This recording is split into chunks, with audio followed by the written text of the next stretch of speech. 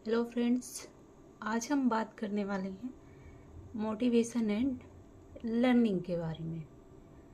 क्या होता है मोटिवेशन, क्या होता है लर्निंग, और टाइप्स ऑफ मोटिवेशन कितने होते हैं, और लर्निंग क्या होता है, स्रोत क्या होते हैं प्रेरणा के, उसके बारे में एक एक करके डिस्कस करेंगे।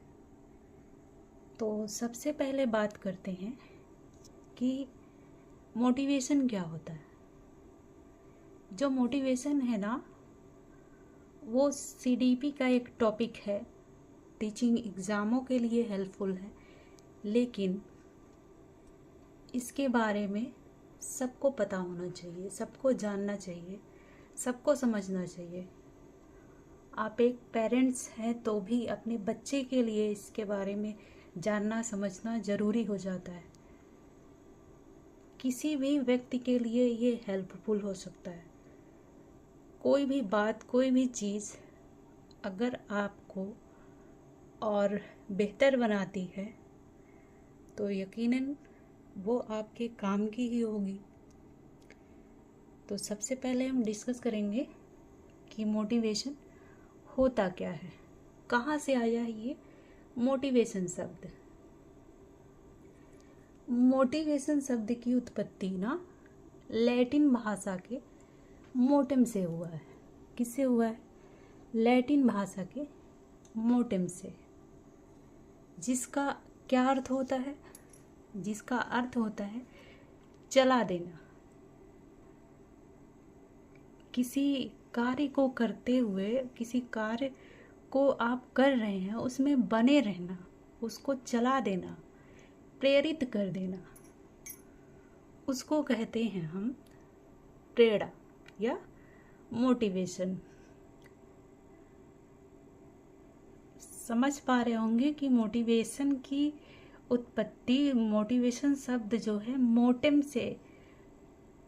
मोटेम शब्द से हुई है। मोटिवेशन की उत्पत्ति लैटिन भाषा के मोटेम शब्द से हुई है।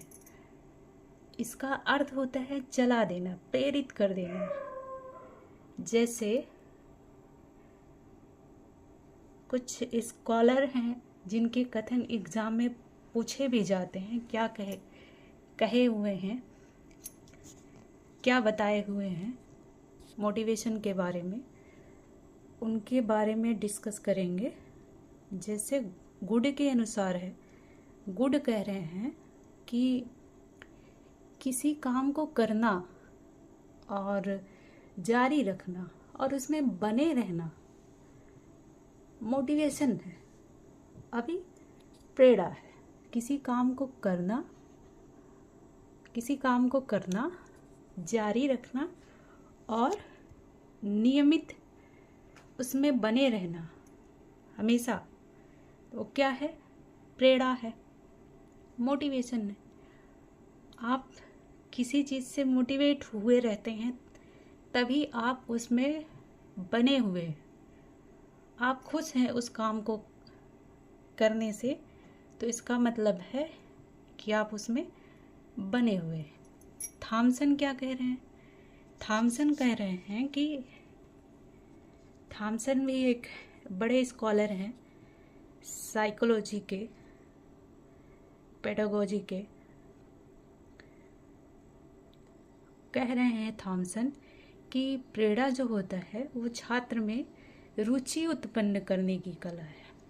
मतलब जब इंसान जो है किसी चीज़ से प्रेरित होता है तो उसका इंटरेस्ट जो है उसकी तरफ बढ़ता है, उस काम को अच्छे से कर पाता है। उम्मीद है आपको हमारी बातें, हमारी लैंग्वेज में आपको मोटिवेशन क्या है समझ में आ रहा होगा। मोटिवेशन कितने प्रकार के होते हैं, टाइप्स ऑफ मोटिवेशन कितने होते हैं?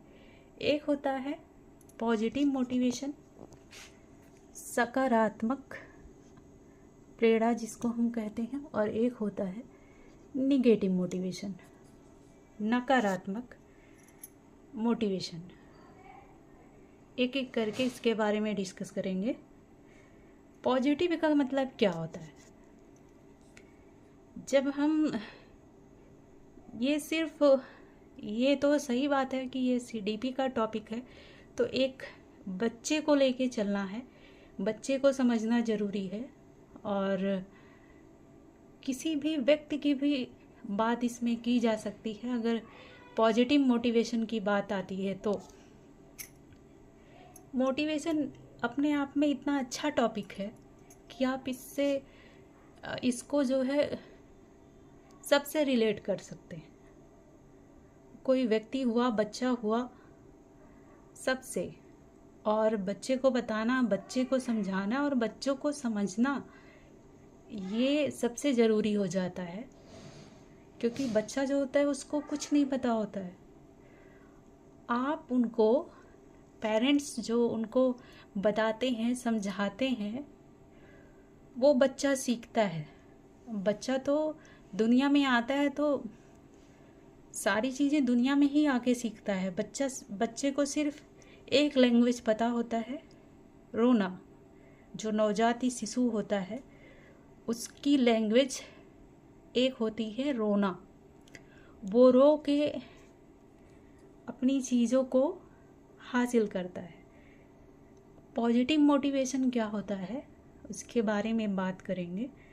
यह एक ऐसी शक्ति है जो बच्चा या व्यक्ति स्वयं की इच्छा से करता है। किसकी इच्छा से करता है? स्वयं की इच्छा से करता है। कोई भी व्यक्ति या बच्चा स्वयं की इच्छा से उस कार्य को करता है। इसका मतलब है उस कार्य को करने में उसको मज़ा आ रहा होगा, अच्छा लग रहा होगा, आनंद की प्राप्ति होती है, तो उसको हम कहते हैं पॉजिटिव मोटिवेशन। उम्मीद है आप समझ पा रहे होंगे। पॉजिटिव मोटिवेशन मतलब होता है ऐसी शक्ति जो स्वयं करने का मन करे, खुद से करने का मन करे। और ये पॉजिटिव मोटिवेशन जो होता है, जब हम पॉजिटिव तरीके से मोटिवेट होते हैं तो चीज़ों को अच्छी तरीके से कर पाते हैं और निश्चित ही आगे बढ़ते हैं, कभी पीछे नहीं आते हैं। क्यों? क्योंकि उस काम को करने में हमें खुशी मिल रही है, तो उसको हम बनाए रखते हैं, करते रहते हैं। अब बात करते हैं निगेटिव मोटिवेशन की।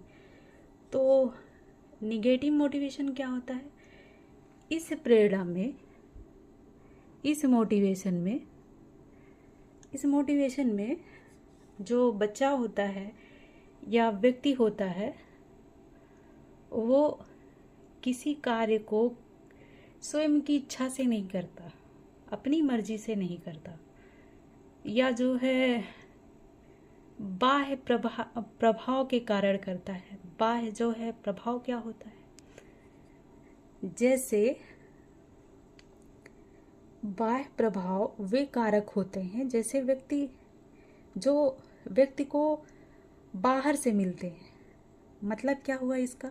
जैसे किसी को ये पता हो कि इस काम को हम करेंगे, उसकी आवश्यकता हो, और ये पता हो कि उसको, मान लीजिए कि उसको पैसे की आवश्यकता है और उसको ये पता है कि इस काम को करने से हमको इतने रुपए मिलेंगे, उसको पुरस्कार मिलेगा। पुरस्कार जो होता है ना, वो निगेटिव मोटिवेशन में आता है। आप ये सोच रहे होंगे, जो काम इंसान खुद से करके खुश होके करता है तब भी पैसा मिलता है उसको, लेकिन वो पुरस्कार नहीं होता और वो पॉजिटिव मोटिवेशन होता है। लेकिन अगर सिर्फ पुरस्कार को पाने के लिए इंसान या बच्चा किसी काम को कर रहा है, तो इसका मतलब है कि वहाँ पे वो निगेटिव तरीके से मोटिवेशन है उसमें। उसको ये पता है कि हम इस काम को करेंगे तभी हमें इतना मिलेगा। उसकी नीड्स होती है जिसको फुलफिल करने के लिए व्यक्ति होता है, बच्चा होता है, करता है। तो आप समझ पा रहे होंगे कि पॉजिटिव में क्या है। ऐसी शक्ति है जो स्वयं की इच्छा से बच्चा व्यक्ति करता है काम स्वयं की इच्छा से और उसको खुशी मिलती है। निगेटिव में क्या होता है, जो बालक होता है वो स्वयं की इच्छा से नहीं करता, दूसरे की इच्छा से करता है, कुछ बाह्य प्रभाव के कारण करता है। जैसे पुरस्कार तो आता ही है इसमें, उसके लिए प्रेरित हो रहा है कि ये काम हम करेंगे तो हमें पुरस्कार मिलेगा। और जो है पैसा, इतना पैसा मिलेगा तो भी वो कर रहा है, तो मतलब निगेटिव मोटिवेशन है। अगर वो सिर्फ पैसा पाने के लिए कर रहा है तो अपने काम को सही ढंग से कर रहा है, उसे खुशी मिल रही है, तो वो पॉजिटिव मोटिवेशन है। अगर वो सिर्फ पैसा पाने के लिए कर रहा है तो इसका मतलब हुआ कि वो निगेटिव मोटिवेशन है, निगेटिव तरीके से मोटिवेट है। किसी की अगर प्रशंसा हो रही है और उससे वो मोटिवेट हो रहा है, बच्चा अगर उससे मोटिवेट हो रहा है तो भी यहाँ पे निगेटिव मोटिवेशन होगा। जैसे